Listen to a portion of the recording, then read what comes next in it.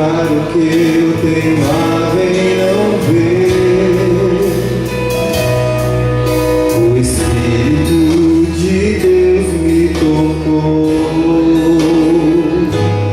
me mostrou que posso recomeçar no caminho ao céu, na jornada ao lar. É possível ao seu lado estar. Quero agora só ouvir sua voz, que meus olhos possam vê-lo aqui. Obrigado, Senhor, Santo Espírito libertador.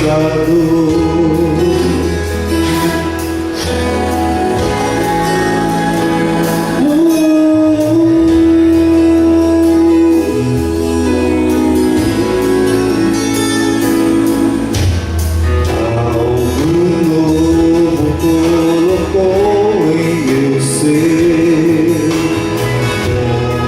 prontamente caminham meus pés ao caminho do céu, da morada de luz, ao encontro do amigo Jesus.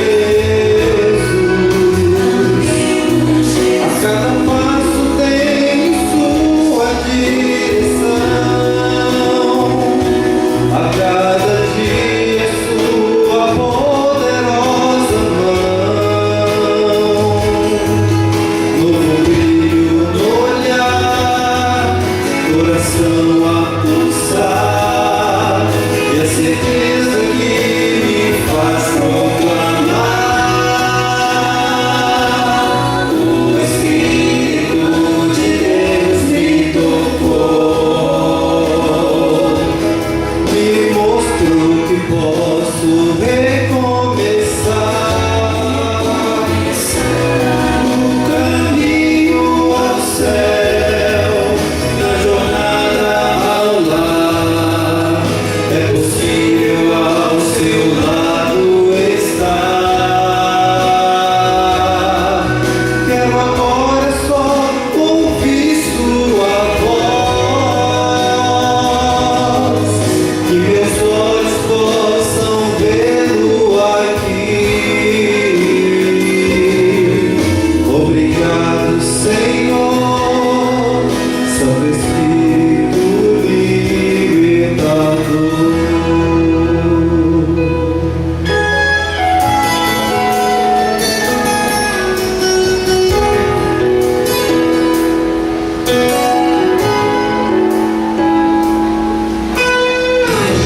Amém. Deus seja louvado. Agora teremos um momento muito especial. Não vim pregar, não vim cantar. Que bom, né, irmãos? Cantar é muito bom para não vir cantar mesmo. Mas eu vim aqui apresentar uma pessoa muito especial para vocês. Ela foi lá na igreja, naquele programa de 12 horas com Cristo. Eu sentada no banco, né, ajudando lá na igreja de Metrópolis, eu parei um pouco para ouvi-la. E assim foi uma bênção na minha vida. E eu gostaria assim, que ela viesse até aqui à frente, né, Carol? Para compartilhar essa bênção com os nossos irmãos aqui de colégio. Antes de nós começarmos, ela entoará um louvor. Boa tarde. O nome do Senhor seja louvado. Amém.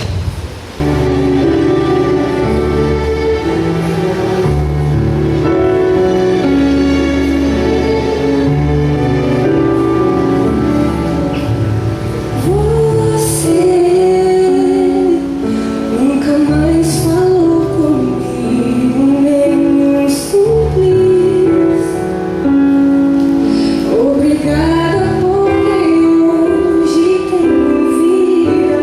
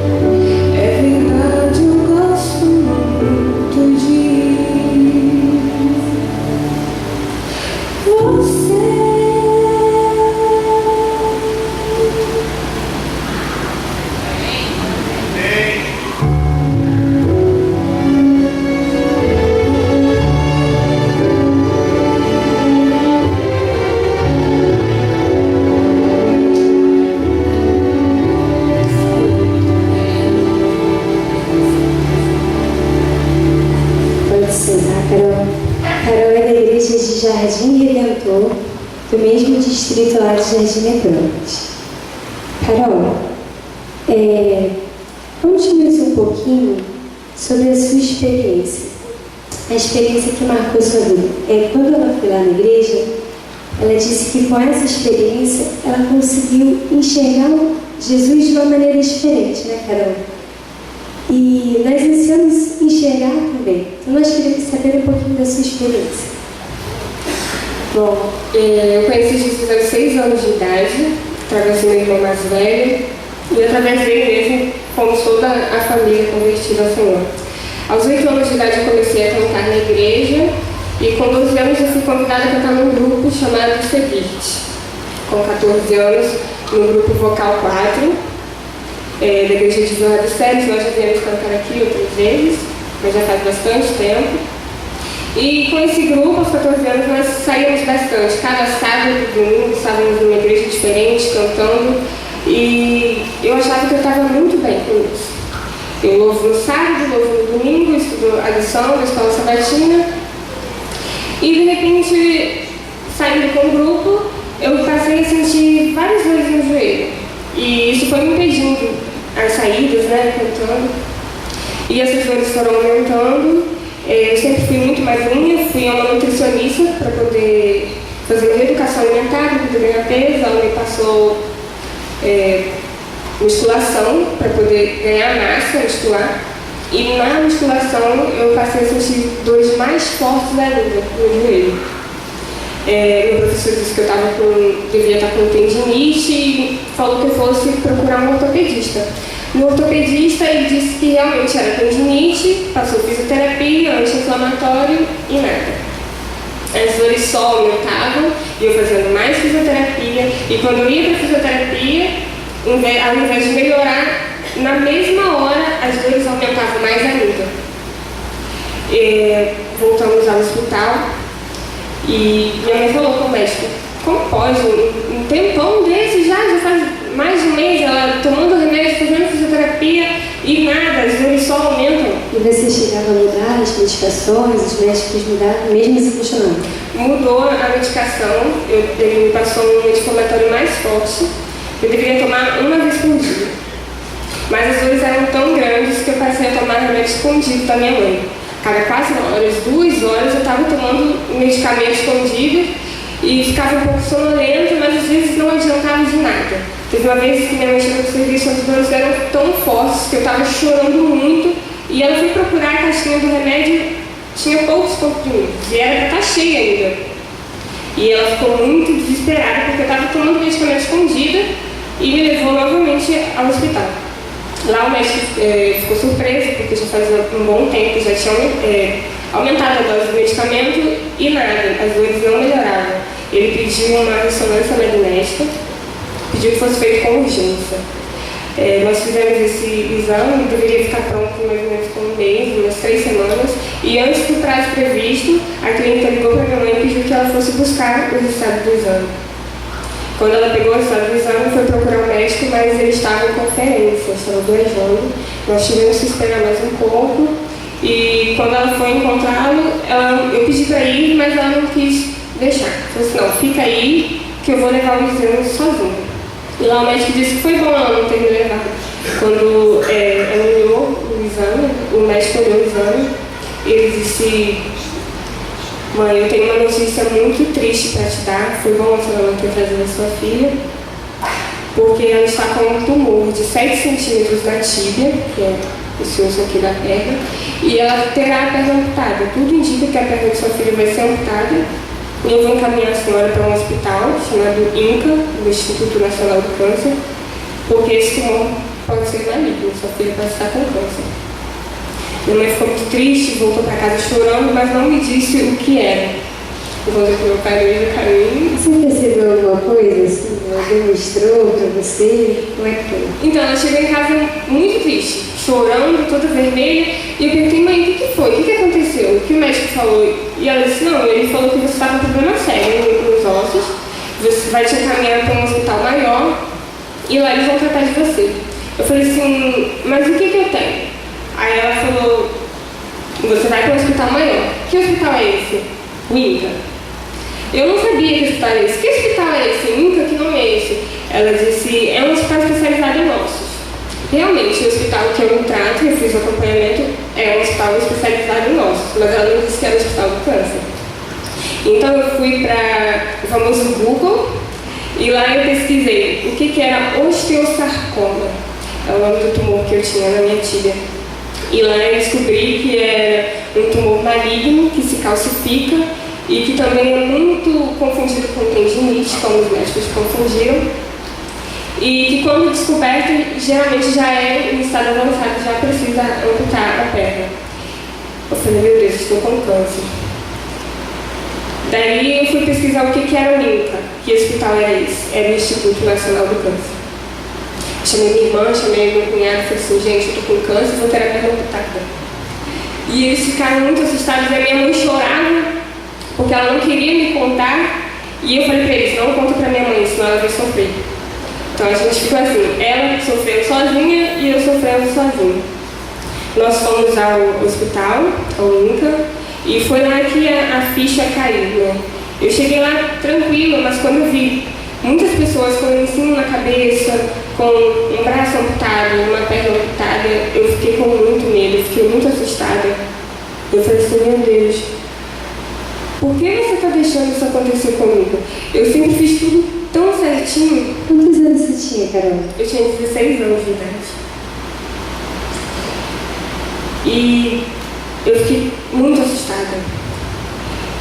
Chegou uma senhora que estava na fila da farmácia para pegar um medicamento e sentou do meu lado.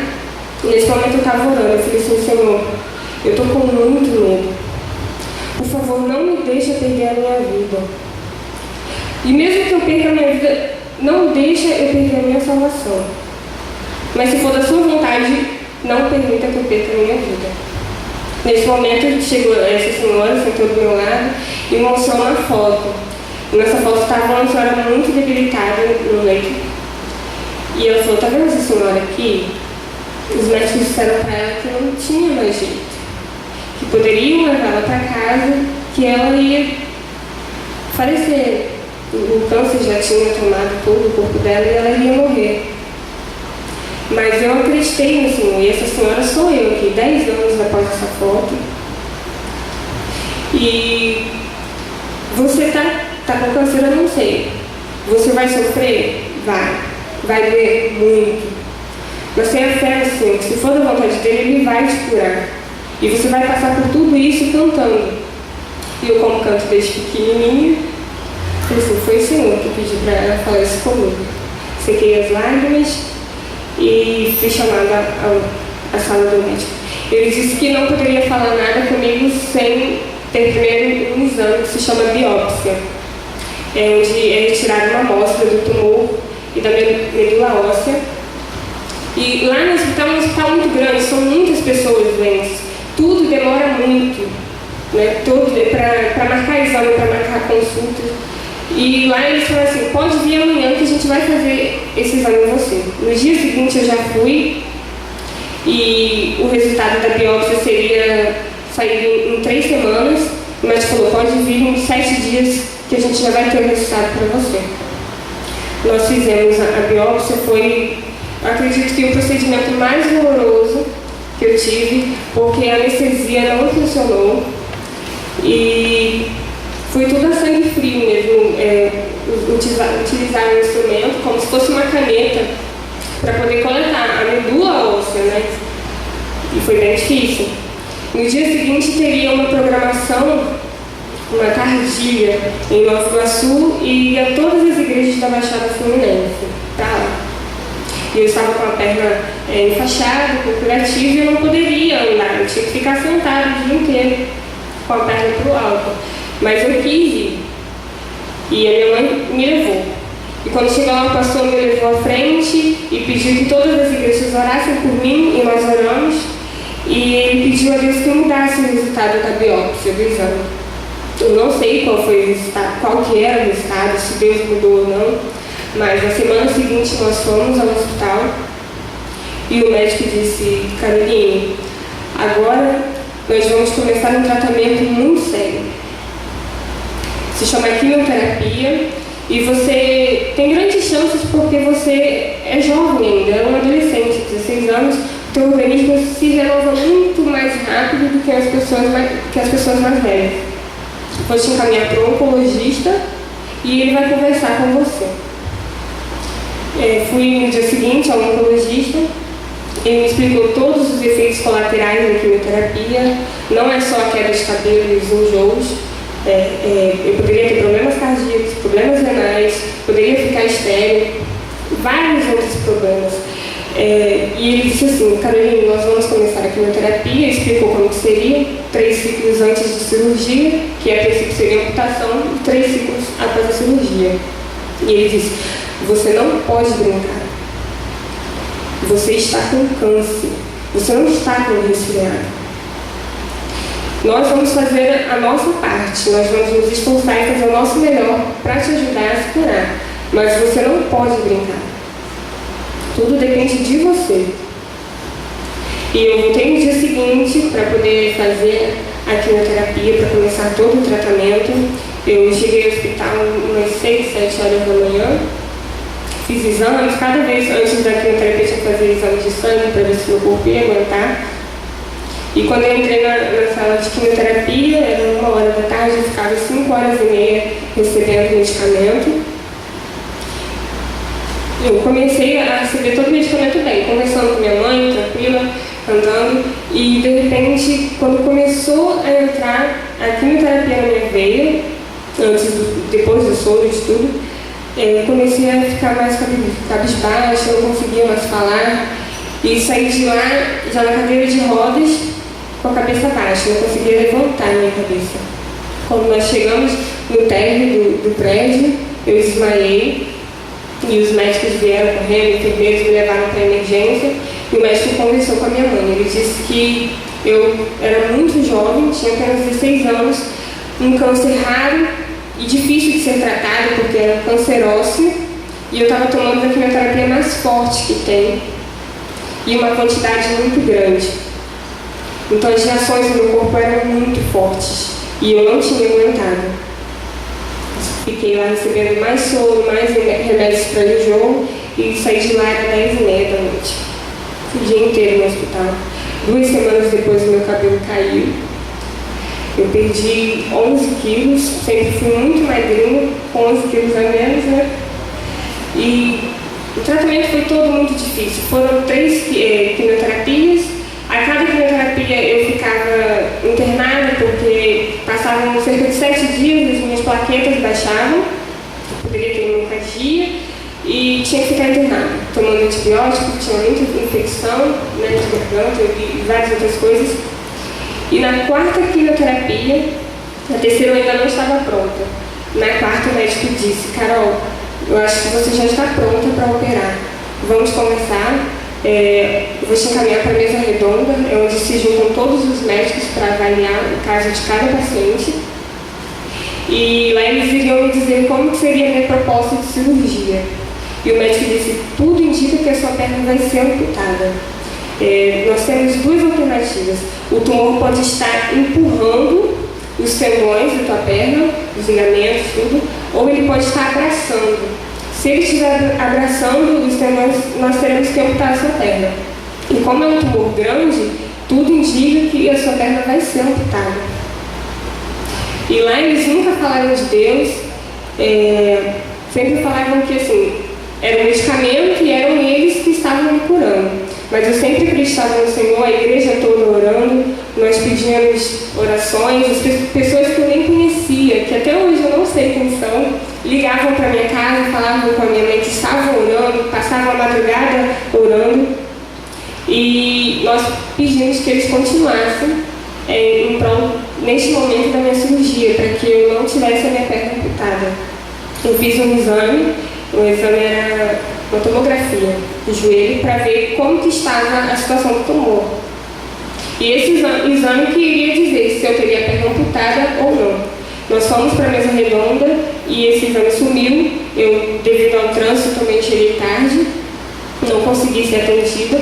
Nós voltamos na semana seguinte e os médicos falaram assim: Carol, vamos operar? Sim, vamos. Aí ele disse: nós vamos tirar um pedacinho da sua perna. Eu disse: mas só um pedacinho, né? Ele disse: não, um pouco mais para baixo. Daí então meu pai perguntou: mas o que vai ser feito? Vai colocar uma prótese? E, sim, nós vamos colocar uma prótese de titânio e a sua filha não vai ter a perna amputada. Louvado seja Deus por isso.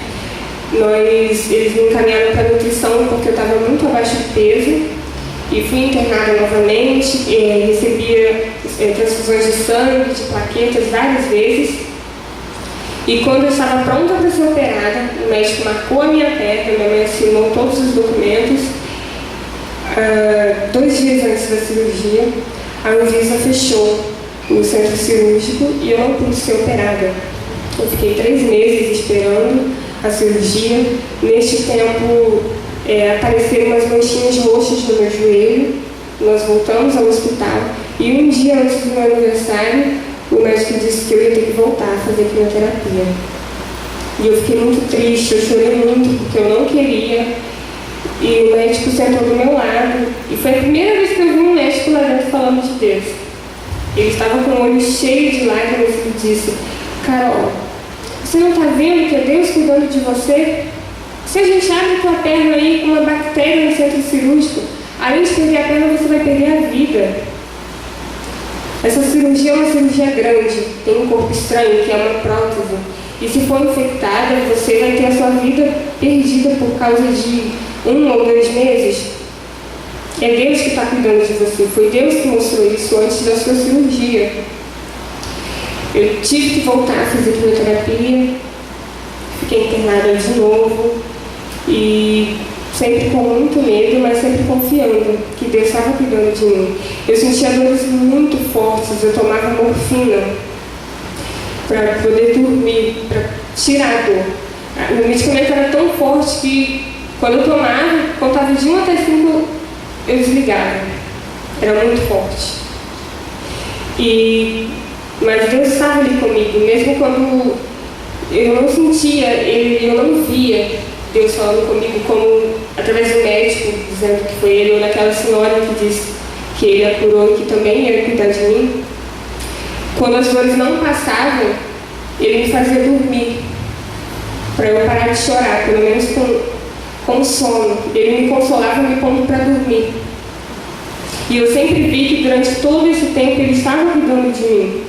A minha família, que estava ficando um pouco dispersa em relação a Cristo, também voltou para Jesus, meu irmão estava afastado. E nós sempre buscando muito a Deus. A igreja toda, né, ficou mais fervorosa, se ajoelhando diante do Senhor e pedindo de coração que Ele cuidasse de mim. E Deus disse que nós temos que orar uns pelos outros, né? E através da minha vida, muitas pessoas estavam se chegando mais para Deus. Quando chegou o dia da cirurgia, eu fui ser operada, entrei no centro cirúrgico, minha mãe foi junto e desliguei. Algumas horas depois, a anestesista alisando a minha carequinha, minha cabeça bem lisinha, não tinha cabelo nenhum. E ela falou: Carolzinha, sua cirurgia foi um sucesso. E louvado seja Deus por isso. Sua perna foi preservada. E eu fiquei estática, eu só sabia sorrir. Eu falei: eu posso ver o meu pezinho? Ela pode. Eu estava toda anestesiada, ela segurou a minha cabeça assim. E eu vi, lá estava meu pé, bem inchado por causa da cirurgia, mas estava ali. Deus tinha preservado não só o meu pé, mas a minha vida também. E Ele tinha me curado de um câncer. Através daquela cirurgia foi tirado todo o mal da minha perna e foi colocada uma prótese no lugar. Hoje eu tenho uma prótese na tíbia de titânio. Eu não posso fazer nenhuma atividade física fora da água, nenhuma atividade que tenha impacto. Estou em período de remissão. A cada 6 meses eu tenho que fazer ressonância magnética, tenho que fazer tomografia. E eu fico com medo quando eu vou. Eu tenho medo. Mas eu sei que Deus está comigo. Eu sei que, mesmo se essa doença voltar, Ele vai continuar cuidando de mim. Da mesma forma que Ele cuidou há um tempo atrás, Ele vai continuar cuidando. Da mesma forma que Ele cuidou de Davi muito antes de eu nascer, Ele vai continuar cuidando de mim. E antigamente, como eu você falou que eu já tinha mencionado em outro lugar. Eu via Jesus, eu acreditava que eu via Jesus, mas era como uma pessoa que não usa óculos, uma pessoa que tem problema de vista e está sem óculos. Eu estou vendo a pessoa que está lá no último banco, mas eu não estou enxergando. Através dessa doença eu coloquei o óculos para enxergar Jesus melhor na minha vida. E hoje ele está presente em mim e eu louvo a Deus por isso. Carol, depois de todos esses problemas, em algum momento você se revoltou contra Deus? Em algum momento os amigos continuaram a mesma coisa? Você perdeu alguns amigos? Como é que foi? Eu perdi alguns amigos, algumas pessoas se afastaram de mim, mas Deus me mandou anjos, muitos anjos em forma de amigos. Os amigos da igreja, os jovens, iam fazer escola sabatina, culto, pizzada lá em casa para assistir filme comigo, até os jogos da Copa assistiram todos comigo. Eu geralmente tinha que usar máscara, porque a minha imunidade era muito baixa. Por exemplo, se alguma pessoa que está sentada lá no finalzinho da igreja estivesse resfriada, eu daqui da frente poderia ficar resfriada, ter febre e ter que ficar a semana inteira internada. Mas ainda assim eles não se afastaram de mim. Perdi muitos amigos, muitas pessoas se afastaram. Mas Jesus enviou anjos em forma de amigos que doaram sangue para mim, que me visitavam. Isso era o mais importante, era o carinho que eles tinham por mim. Neste momento difícil, qual era o verso bíblico que você mais se recorria? Você às vezes estava com dor, chorando, você abria a Bíblia, qual era o verso? Eu gostava do Salmos 27. Estou dizendo que o Senhor é nosso refúgio, nosso fortaleza, a quem eu temerei. Quando você chegar no céu, o que você deseja falar para Jesus? Quais seriam as suas primeiras palavras? Eu não sei, eu acredito só no momento mesmo. Eu vou agradecer a Ele por tudo que eu passei, porque se eu não tivesse tido câncer, muitas pessoas não poderiam ter a oportunidade de ouvir Jesus através de mim.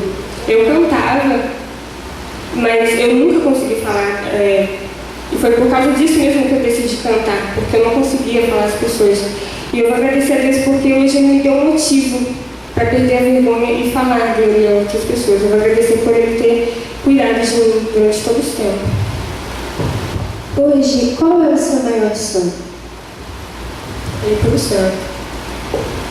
Antes da gente terminar, vou fazer uma rapidinha com você. Eu falo uma palavra, você fala outra que vier na sua mente, tá bom? Família. União. Saúde. Essencial. Céu. Conselho. Igreja. Família. Futuro. Céu. Passado. Passado. Evangelho.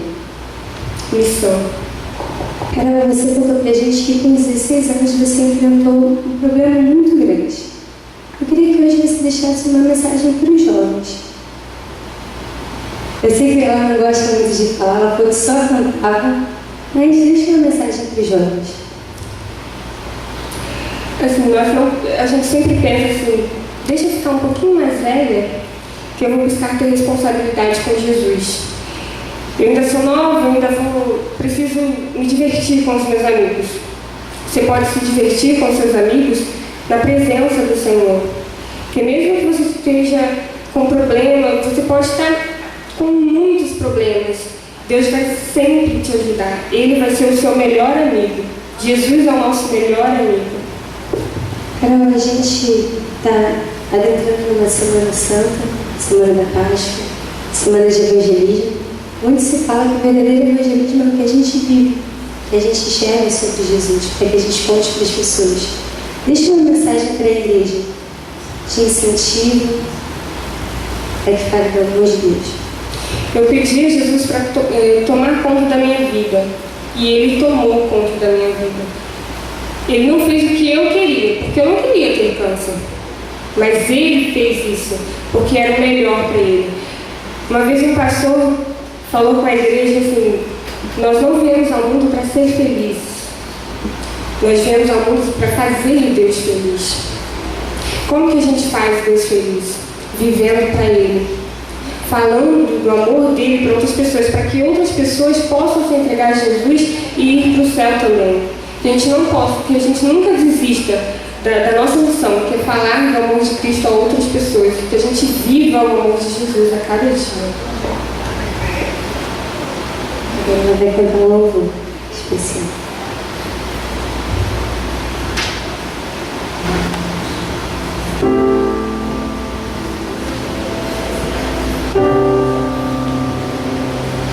Ao olhar pra mim, tudo que eu consigo ver é escuridão. Tudo que parece ser é ilusão que aprisiona quem só vive para si. Ao olhar pra mim, sinto dores, tenho medo de não ser feliz. São visíveis os efeitos do que eu fiz. Já me fez demais, preciso olhar além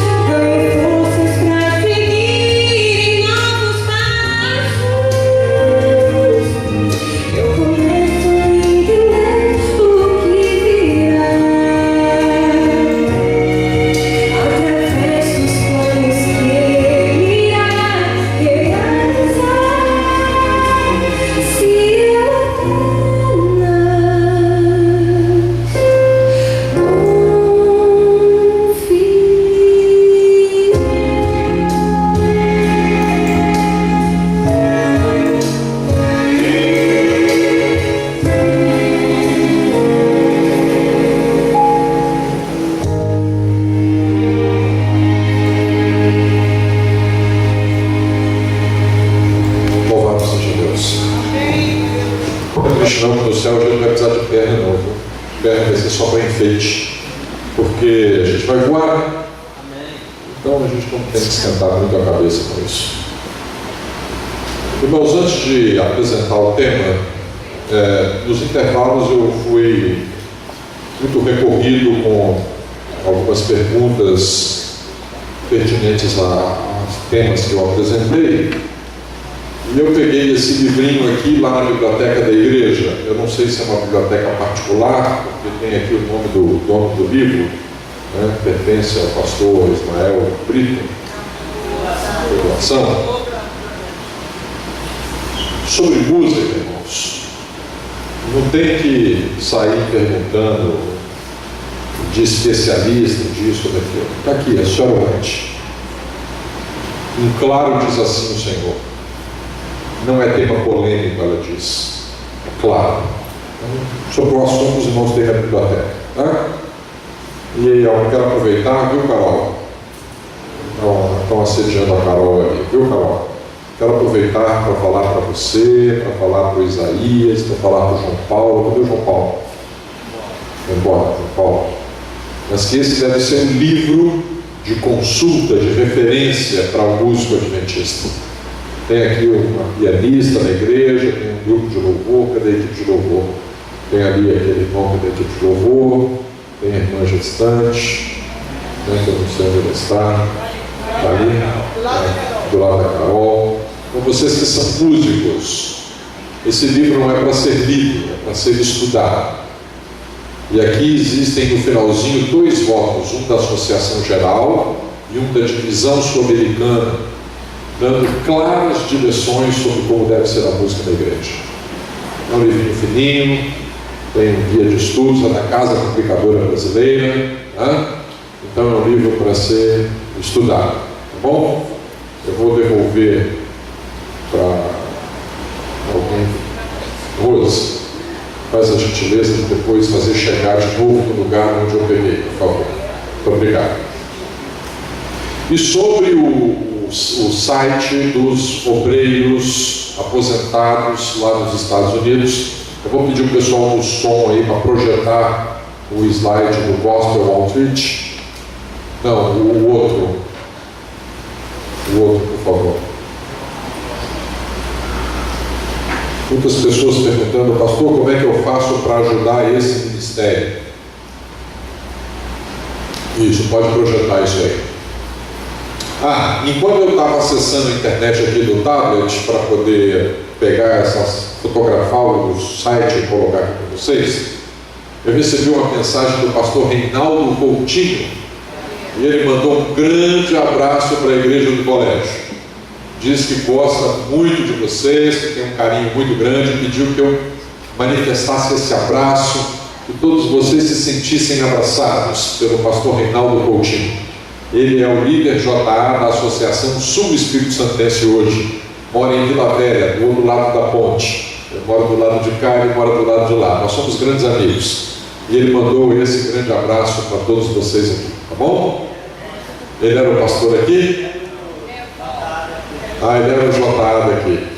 Mandou um carinho muito grande, um abraço muito grande para vocês. Então, irmãos, o nome do site, eu errei o nome do site, eu vou dar para vocês. Não é www.go.org, não é. Não tem www, não tem www, é GOAIN, GOAIN.org. Se por acaso criar uma confusão, procura no Google, que é o oráculo de Delfos da sociedade moderna, por Gospel Outreach. Ok? Então, juventude, os pais de vocês vão pedir para vocês lembrarem disso aí. Gospel, de Evangelho, Outreach, fora de alcance, os não alcançados. Então, essa é a página inicial do site. Aí você clica aqui, em Giving, doando, Giving. Bom? E aí, então, vai abrir a página do Giving. Quando abrir a página do Giving, você clica aqui, Give by Credit Card. Doar por cartão de crédito. Bom? Tem que ser um cartão de crédito internacional. Tem que ser um cartão de crédito internacional.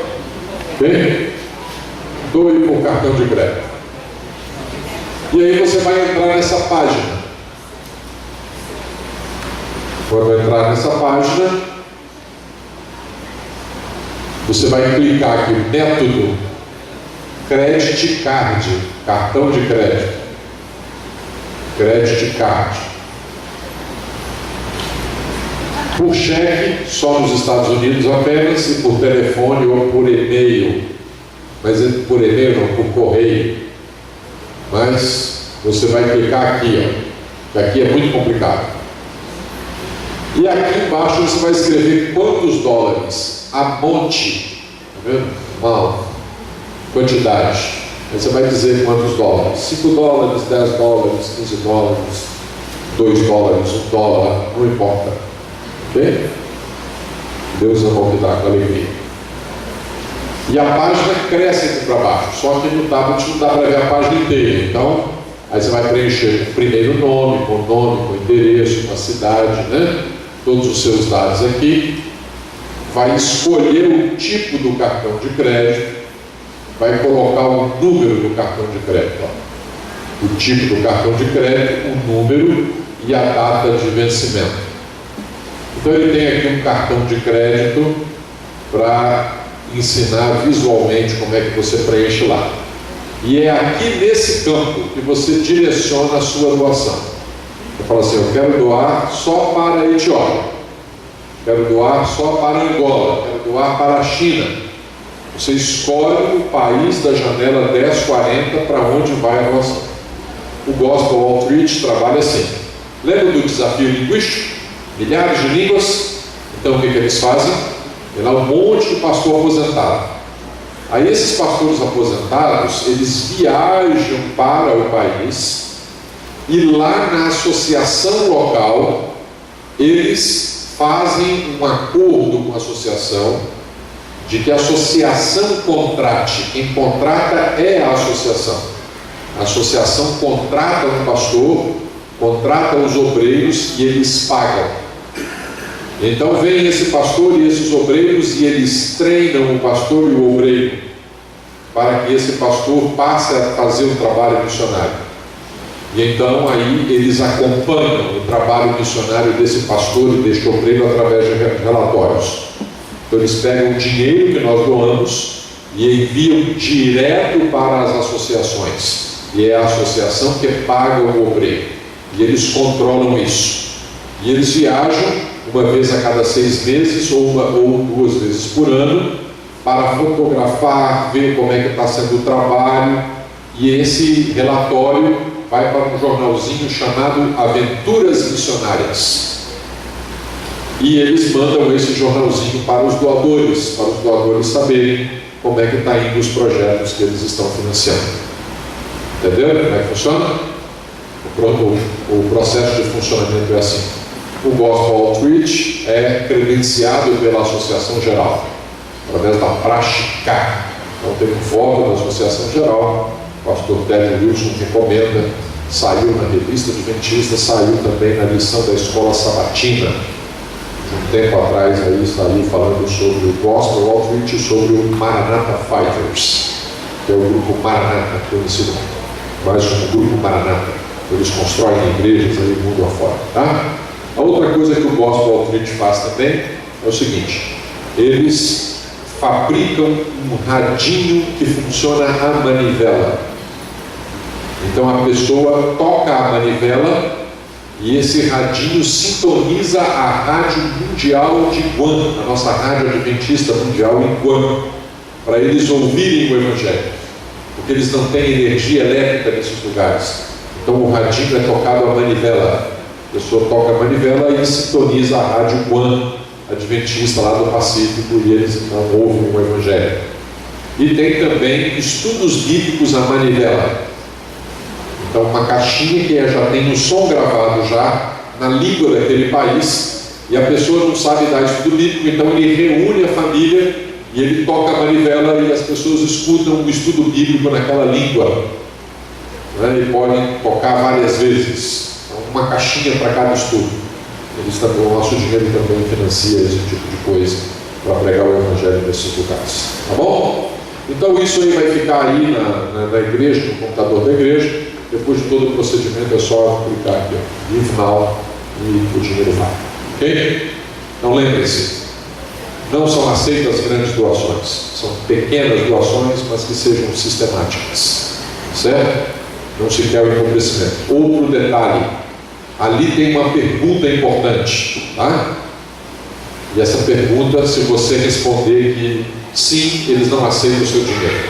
A pergunta é: você está doando dinheiro do dízimo? Eles não aceitam. Tá bom? Não aceita dinheiro do dízimo, tá? E para o americano é muito sério mentir. Então, se você mente para eles, você vai direto para o inferno. Mentir é o pior pecado nos Estados Unidos. Então, eles não aceitam, tá? Não aceita dinheiro de dízimo.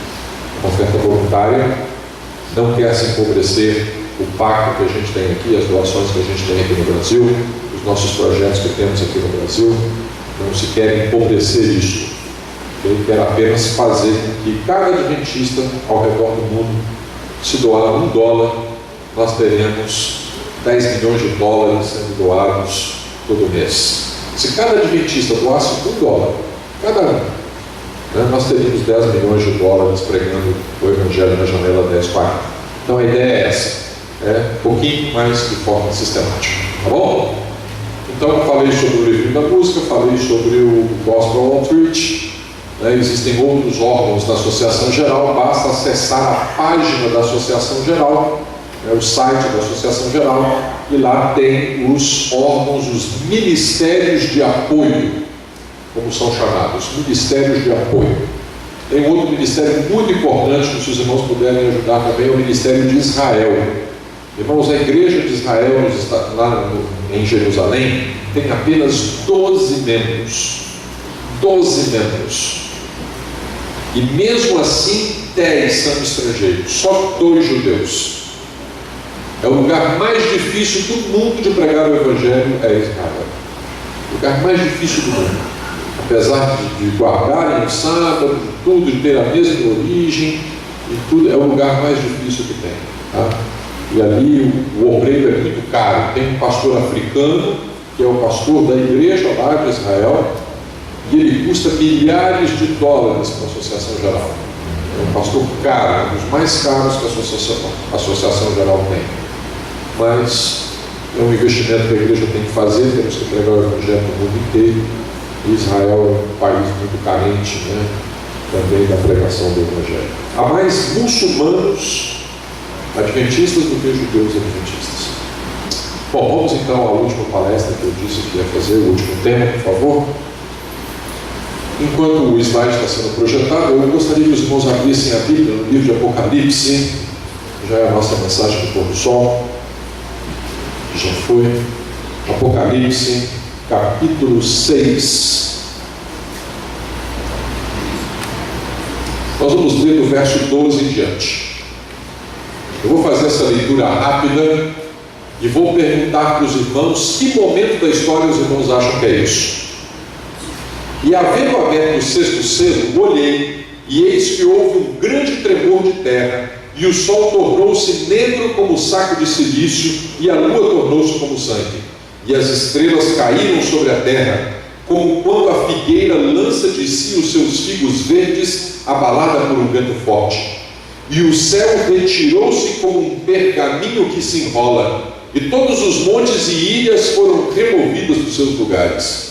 E os reis da terra, os grandes, os ricos, os tribunos, os poderosos, e todo o servo, e todo o livre, se esconderam nas cavernas e nas rochas das montanhas, e diziam aos montes e aos rochedos: caí sobre nós, e escondei-nos do rosto daquele que está assentado sobre o trono e da ira do Cordeiro, porque é vindo o grande dia da sua ira, e quem poderá subsistir?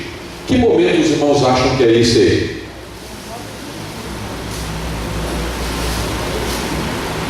Que momento os irmãos acham que é esse aí?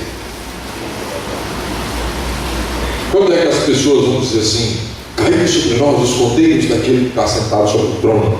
Quando é que a lua se torna sangue, as estrelas caem do céu, o céu é enrolado como um pergaminho? Que momento é esse? Oi? A volta de Jesus. A volta de Jesus. O irmão está dizendo assim, uns segundinhos antes ali, uns minutinhos antes da volta, logo chegando na volta de Jesus. É isso mesmo. A ideia é essa mesmo. O que Apocalipse 6 está descrevendo no 6º selo são os momentos que antecedem a volta de Jesus. Jesus está voltando, está vindo do céu. E esses eventos todos estão se desenrolando. Okay? Estão acontecendo. Tudo bem que as estrelas caindo do céu, etc e tal, está vindo lá desde 1798, não é assim? Até 1833, quando as estrelas caem do céu, não é assim? Muito bem. Então o 6º selo está descrevendo o momento do tempo do fim até o final dos tempos. Tá certo? Nesse intertício. Então eu gostaria que você voltasse um pouquinho antes do Apocalipse. Um pouquinho antes da volta de Jesus. Havendo aberto o 5º selo, verso 9, abrindo o 5º selo, clamaram com grande voz, dizendo: até quando, ó verdadeiro e santo dominador, não julgas e vinga o nosso sangue dos que habitam sobre a terra? Lembre-se que os 1260 anos, os 1290 anos e os 1335 anos, que terminam junto com as 2300 tardes e manhãs, quando termina ali, começa o quê? O juízo investigativo, não é assim? Em 1844 começa o juízo investigativo. Pois é, o 5º selo é o final desse período. Então os santos estão reclamando: até quando não julgas? Até quando? Até quando, Senhor, vai essa perseguição aí? Até quando vai esse 5º selo? E qual foi a resposta de Jesus? Bom, o julgamento ia começar logo em seguida, não é isso? O juízo investigativo ia começar logo em seguida. E a resposta foi assim: e foram dadas a cada um, verso 11, compridas vestes brancas, e foi-lhes dito que repousassem ainda por quanto tempo? Por quanto tempo? O que diz o verso 11? Pouco tempo. Que repousassem ainda pouco tempo. Até quando? Até que também se completasse o número. Prestem atenção. Até que se completasse o número dos seus conservos e irmãos que haviam de ser mortos como eles foram. Até que se completasse o número. Irmãos, Apocalipse 6, 11 está dizendo que as vagas no céu são limitadas. Estão dizendo que Deus tem um número na sua mente. Raciocine comigo. Quando os discípulos vieram perguntar para Jesus quando seria o final dos tempos, ele contou parábolas. E ele disse assim: olha, tem a parábola da colheita. Eu não posso colher muito cedo porque o grão está verde. Não posso colher muito tarde porque senão o grão que está maduro apodrece. Existe um momento certo em que a colheita tem que ser feita. Jesus, quando volta, ele volta com uma foice afiada. Ele vem para fazer a colheita e a vindima. Apocalipse capítulo 10, é o capítulo 12. Então tem uma colheita para ser feita, tá certo? E ele chegou e falou assim: olha, como é que vocês vão ficar sabendo? Vocês vão ficar sabendo quando vocês olharem para a figueira e tiver fruto maduro. Quando vocês olham para a figueira e tem fruto maduro, vocês sabem que chegou qual época do ano? Bom, a gente não tem figueira aqui, né? Aqui nós temos outra fruta. Então eu vou parafrasear o que Jesus disse. Quando você olha para a mangueira e vê a manga madura, vocês sabem que qual estação do ano que chegou? O verão.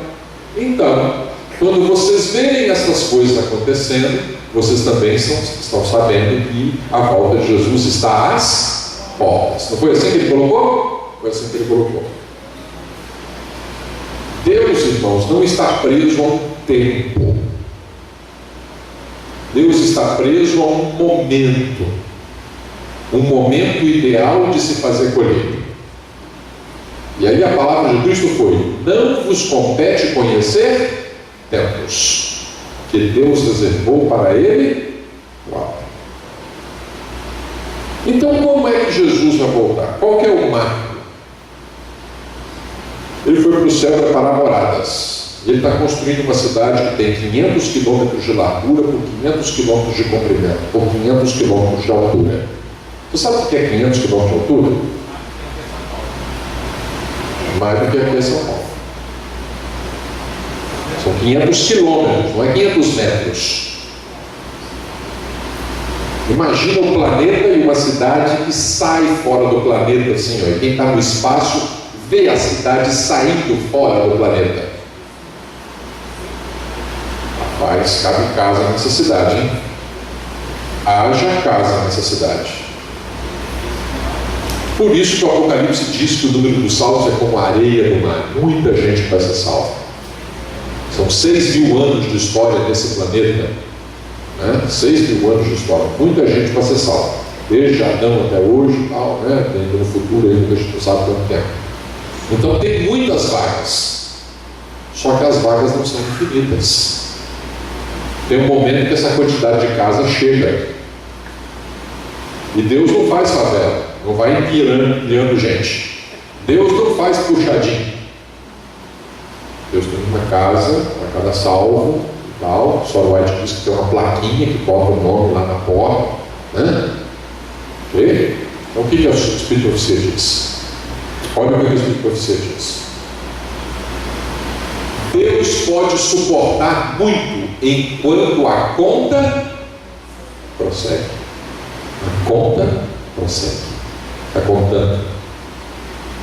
E convites ao arrependimento e oferecimentos de perdão podem ser feitos. Contudo, virá um tempo em que a conta se completará, em que se fez a decisão da alma, em que se fixou o destino do homem pela sua própria escolha.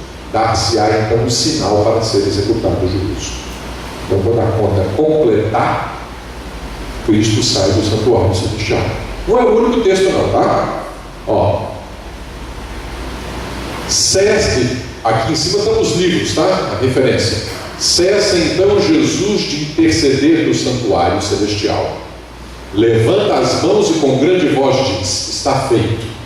E toda a hoste angélica depõe suas coroas ao fazer ele o solene aviso: quem é injusto, faça injustiça ainda, e quem está sujo, suje-se ainda, e quem é justo, faça justiça ainda, e quem é santo, seja santificado ainda. Apocalipse 22, 11. Todos os casos foram decididos para a vida ou para a morte. Cristo fez expiação por seu povo e apagou os pecados. O número de seus súditos completou-se. O número de seus súditos completou-se. E o reino, o domínio, a majestade dos reis debaixo do céu estão prestes a ser entregues aos herdeiros da salvação. Outro texto. Eventos finais. Cristo fez expiação por seu povo e apagou os seus pecados. O número de seus súditos completou-se. Tem mais? A hora que precisa ele falha. Toca na mão aí, por favor. Aí. Eu acho que é um lugar aqui, ó. É aqui, ó. Descobri. Quando eu venho para cá, ó. Grande conflito. Quando se encerrar a mensagem do terceiro anjo, a misericórdia não mais pleiteará em favor dos culpados habitantes da terra. O povo de Deus terá cumprido sua obra. Recebeu a chuva serôdia, o refrigério pela presença do Senhor, e acha-se preparado para a hora atorpante que diante dele está. No céu, anjos apressam-se de um lado para o outro. Um anjo que volta da terra anuncia que sua obra está feita. Presta atenção. Um anjo que volta da terra. Que anjo é esse? O anjo que veio selar. Ok? Ele veio selar. Põe um selamento. Sela. Para que Cristo possa pronunciar essas palavras aqui de Apocalipse 22, 11. Então ele diz: ó, está feito. O mundo foi submetido à prova final. E todos os que se mostraram fiéis aos preceitos divinos receberam o selo do Deus vivo. todo mundo está selado. Cessa então Jesus de interceder no santuário celestial. Levanta as mãos para o céu e diz: está feito, acabou. Quem se salvou, se salvou. Quem não salvou, não salvou mais. Quando é que isso acontece? Quando o número dos seus súditos se computar. Desejado de todas as nações. Mas a expiação por um mundo perdido deveria ser plena, abundante, completa. Não é assim que a Bíblia diz? Para que todo o que nele crê não pereça, mas tenha vida eterna. Não é assim? Então a obra de Cristo é abundante. A obra de Cristo é plena. A obra de Cristo é para todo aquele que crê. É para todo mundo.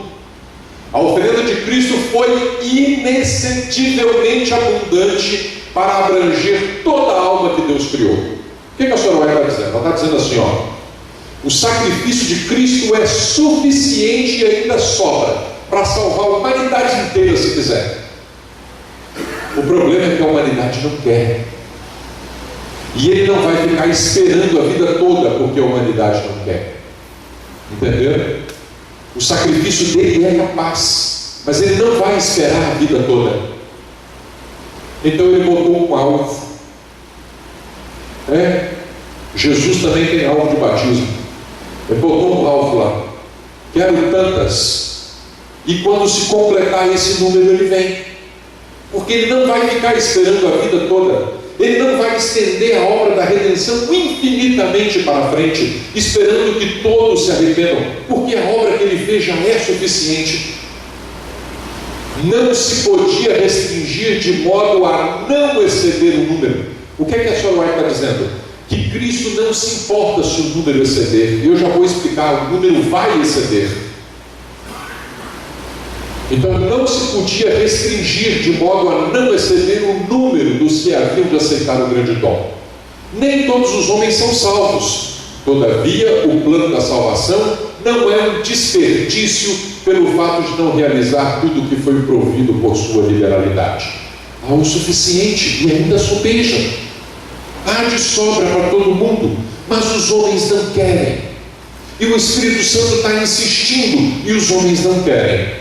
Então Ele vai chegar e dizer assim, ó, haverá um momento em que Ele vai dizer: chega. Tenho eu para mim. Isso é meio particular, tá? Não está na Bíblia, não está no Espírito de Profecia. Isso é minha crença.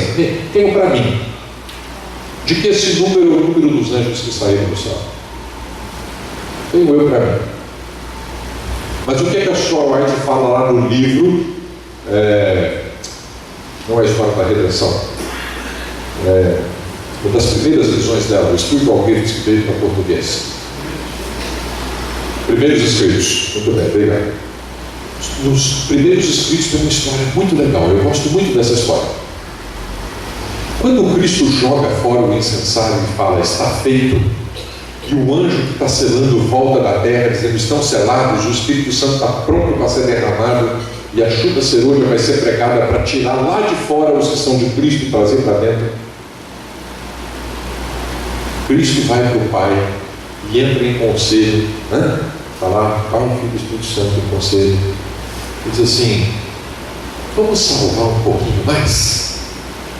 Vamos trazer um expediente a mais? E isso é justo, sabe por quê? Porque no momento em que Cristo termina a obra do selamento, de intercessão, quando fecha a porta da graça, existem pessoas que estão vivas. Quando o juízo investigativo começou em 1844 pelos mortos, há um momento em que todos os mortos são julgados e que Deus tem que começar a julgar os vivos. Isso é inevitável. Não tem como evitar isso. Terminou de julgar os que morreram. Agora tem que julgar os que estão vivos. Não tem como evitar esse momento. Nós não sabemos quando será esse momento. Pode ser que já tenha começado, pode ser que o meu nome tenha passado. Eu não sei. Você não sabe, não sabemos. Por isso o apóstolo Paulo, lá em Hebreus, no capítulo 4, do verso 8 em diante, ele fala: olha, o tempo da salvação é agora. Hoje, se ouvirdes a sua voz, não endureçai o vosso coração. Não aceita logo, não deixa para depois. E o próprio Paulo adverte: cuidado para que ninguém tome a sua coroa. Porque se você não for salvo, se você não se salvar, alguém vai ocupar a sua vaga. Alguém vai ocupar. Deus não está construindo mansão para ficar vazia no céu. Ele vai ocupar a vaga. Tá? Ele vai ocupar a vaga. Então a gente tem que dar um jeito de tomar, de manter-se em pé. Aquele que está em pé, cuide que não caia. Cuidado, Paulo diz, para que ninguém tome a tua coroa. Cuidado, ninguém tome a tua coroa. Então, irmãos, naquele momento em que Cristo joga o incensário fora, avivos. E se houvesse mais tempo, salvariam-se esses também? Se houvesse mais tempo, só a onisciência divina sabe. Cristo sabe, pela sua divina onisciência. Ele conhece o fim desde o princípio. Então, olhando pela sua onisciência, diz o livro Primeiros Escritos que ele vai até o Pai e diz assim: vamos salvar esses aqui também. Houvesse mais tempo e eles também se salvariam. Vamos oportunizar a esses da última hora, da hora 1/10. E aí a senhora White comenta aquela parábola dos trabalhadores da hora 1/10. E eles são salvos, a ordem é dada. E Gabriel sai com a ordem voando velozmente, porque os 4 anjos que seguram os 4 ventos já estão abrindo a mão para soltar os ventos. E quando eles estão soltando os ventos, Gabriel tem que voar acima da velocidade da luz, tem que ser muito rápido para chegar lá. Irmãos, no céu tem uma portaria. E os anjos têm cartão de identidade, um cartão de ouro, diz a senhora White. Você não entra e sai do céu a hora que você quer, não. O negócio é organizado. Tem que passar na portaria, registrar, né? Anotar a prancheta, ver quanta quilometragem você rodou. Tudo organizado. Não é bagunçado o céu, não. O céu é organizado. Gabriel não tem tempo de fazer isso. Os anjos estão abrindo as mãos. Ele tem uma ordem.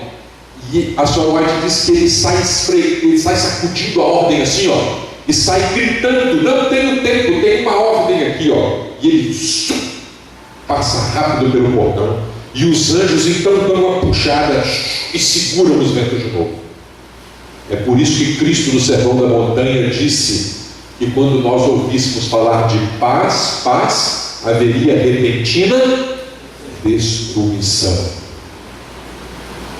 Quando estiver chegando o final dos tempos, o mundo vai entrar numa calmaria e depois desabafar. É esse rato aí dos anjos estarem detendo os ventos, entendeu? E aí então esses outros são selados também. Então o número se completa e excede um pouquinho. Aí sabe o que a senhora White fala? No livro Eventos Finais, que é muito arriscado a gente ficar confiando nesse momento para entregar a vida a Jesus. E ela viu que pessoas que estavam esperando os últimos sinais, como o decreto dominical, etc. e tal, não estavam preparados, não se prepararam, não tinham azeite na sua botija e foram deixados para trás. Então, meu irmão, não fique esperando acontecer evento nenhum no futuro, porque a vida da gente é muito frágil. A gente pode estar aqui nessa vigília, aqui, ó, desabafar um avião aqui em cima, morrer todo mundo. A gente nem perceber que isso aconteceu. O chão pode abrir aqui, estourar um vulcão aqui, espirrar magma e todo mundo ser consumido num segundo. Um terrorista maluco qualquer pode soltar um pó ali no meio da rua, ali, igual fizeram no Japão, morrem milhares. O nosso mundo é frágil. Pode vir meteoro e bater, subir, varrer a cidade do Rio de Janeiro no instante que manda. Pode acontecer até coisa mais simples. Você atravessar a rua sem atropelado e morrer. A nossa vida é frágil. Não deixe para amanhã. Amanhã pode ser muito tarde. O momento da salvação chama-se hoje, chama-se agora. Passamos um sábado juntos na tentativa de buscar consagração. Sabe por quê? Porque se a gente não receber o Espírito Santo para fazer lá de esperança, para fazer trabalho missionário, não vai resolver nada. Nós somos pobres, quem convence do pecado, da justiça e do juízo do Espírito Santo. A gente só fala. E se a gente não tiver o Espírito Santo no coração, não vai adiantar nada. Nós precisamos desse reavivamento dentro da igreja, não só aqui no colégio, não só no Rio de Janeiro, mas nos confins da terra. E a cada momento da nossa vida nós temos que viver como se fosse o último. Cada instante, cada momento, como se fosse o último. Cada oportunidade de pregar, cada oportunidade de falar, de viver essa vida.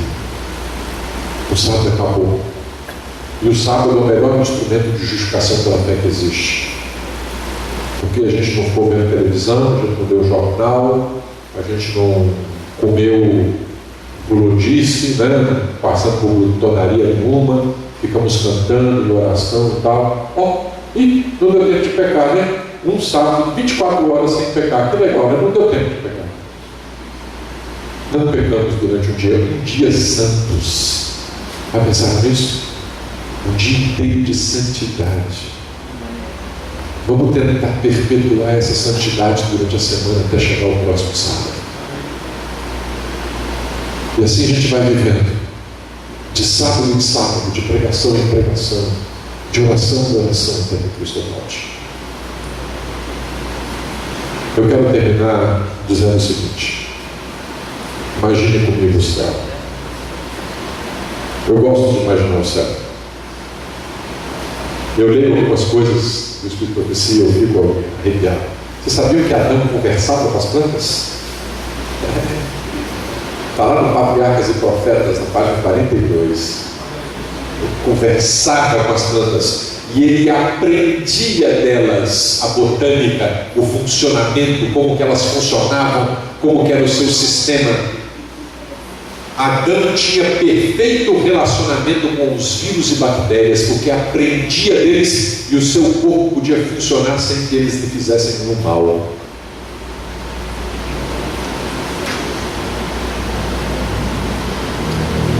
Diz o Sr. White que quando o jardim do Éden foi devolvido, Adão vai ver as flores que ele plantou, que nunca murcharam, o jardim que ele fez. Diz que ele vai sair correndo do jardim com uma criança pulando assim de felicidade. Nós vamos ter asas e vamos alçar voos. E sabe como é que Adão conhecia o universo? Olhando para ele. É isso mesmo. Adão olhava assim, enxergava os planetas distantes, as luas, as constelações, as galáxias, só olhando. Esse é o olho de Adão. Viram por que Adão dominava a água? Tinha o melhor olho da água? Porque você podia chegar para Adão e dizer assim: Adão, está vendo aquele planeta alaranjado lá do lado daquele sol azul do sistema quaternário, perto da estrela Vega? Qual deles? O da direita ou da esquerda? O da esquerda. Aquele que tem uma árvore lá perto daquele oceano, no mar bonito, lá com um fruto diferente. Rapaz, estou vendo, nunca vi aquele fruto da minha vida mesmo, não. Pois é, não está vendo ali um fruto pendurado na árvore? Estou. Aí você dá um tapinha nas costas dele, o último que chegar e olhando o padre. Entenderam o que é o céu? As meninas gostam de pegar um bronze, né? Aí tem duas amigas conversando assim e tal, né? Fala duas meninas aí que gostam de praia aí. Fala aí, nome aí, duas meninas aí, né? A Nádia e quem? E a Ana Paula. Então a Nádia e a Ana Paula conversando. Ei, Nádia, você vai à praia? Não, você vai à praia não. Você vai pegar um bronze? Eu estou pensando, eu não sei se eu vou para o núcleo do Sol, que são 40 milhões de graus Celsius, ou se vou para Aldebaran, que deve ser uns 72 milhões de graus Celsius. Eu não sei qual dos dois eu vou, não. Eu vou para um núcleo de uma estrela dessa qualquer para pegar um bronzeado. E a gente mergulha no núcleo do Sol. Aí você pensa numa baleia jubarte, numa baleia branca. Fala assim, eu vou nadar do lado de uma baleia dessa qualquer aí no fundo do oceano. Né? 30 quilômetros de profundidade, 10 quilômetros de profundidade, sei lá, quanto desse ano. Vamos lá.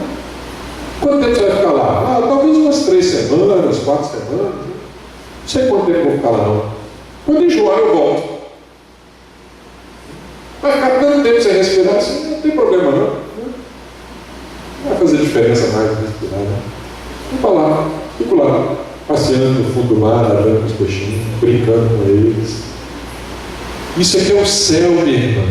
O que é só de imaginar é possível. Pois é, nós vamos viajar conhecendo o universo, né? Apocalipse fala que houve silêncio no céu por cerca de meia hora. E aí a Sr. White fala que por quase 7 dias a gente vai em direção à constelação de Órion, viajando, né? Viajando pelo espaço e tal. Né? Isso é o céu do povo.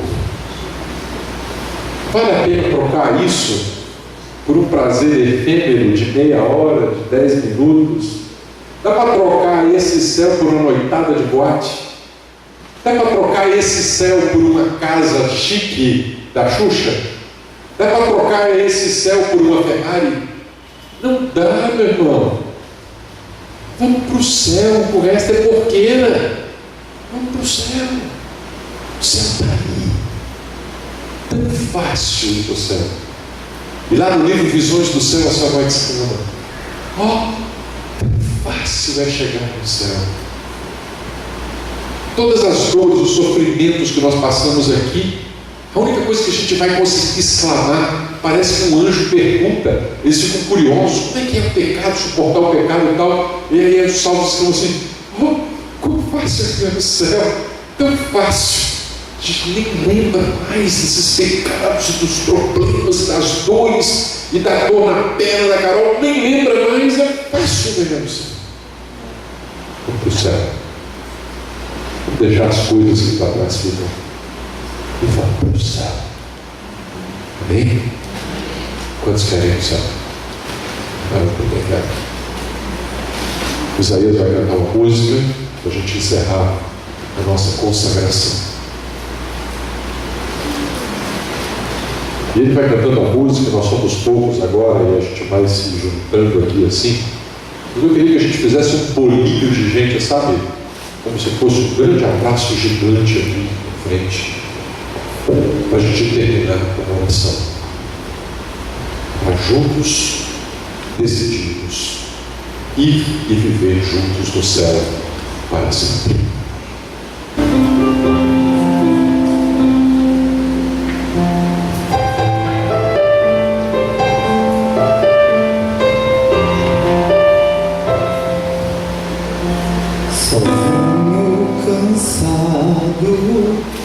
Perdido em meus próprios caminhos,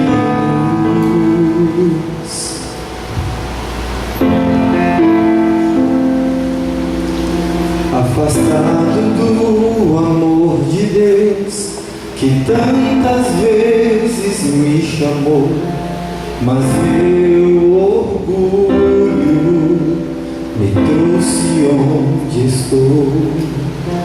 Tomando decisões, escolhendo sempre errado, sendo traído por meus próprios atos. Preciso arrepender e voltar. Preciso de perdão, de um novo coração. Entenda que minha graça é bastante pra você.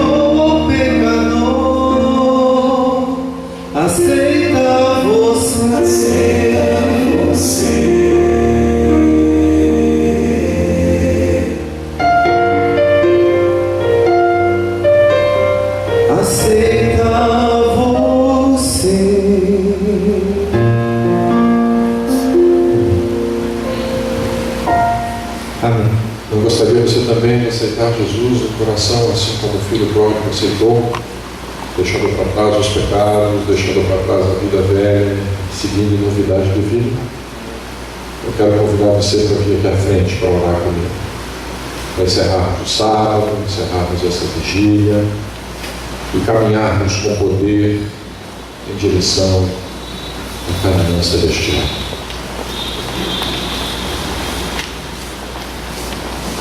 Que Deus possa derramar o poder dele sobre esta igreja, para que a gente tenha condições de caminhar juntos. Vamos apertar, vamos chegar. Não faz mal se a gente ficar bem juntinho do lado do outro, fazer um grande abraço, né? Tem espaço aqui nessas escadinhas aqui, a gente sobe aqui, né? Vamos tentar fazer uma polota humana, né? Para que a gente tenha o calor uns dos outros aqui. Vamos apertar aqui mais no corredor, os irmãos entrem aqui nesse segundo plano. Vamos ficar aqui pertinho uns dos outros, né? Vamos encerrar esse dia, afinal de contas os irmãos são os verdadeiros heróis da fé, permaneceram até o último minuto. Deus possa nos conduzir até o céu juntos pela graça dele. Vamos orar.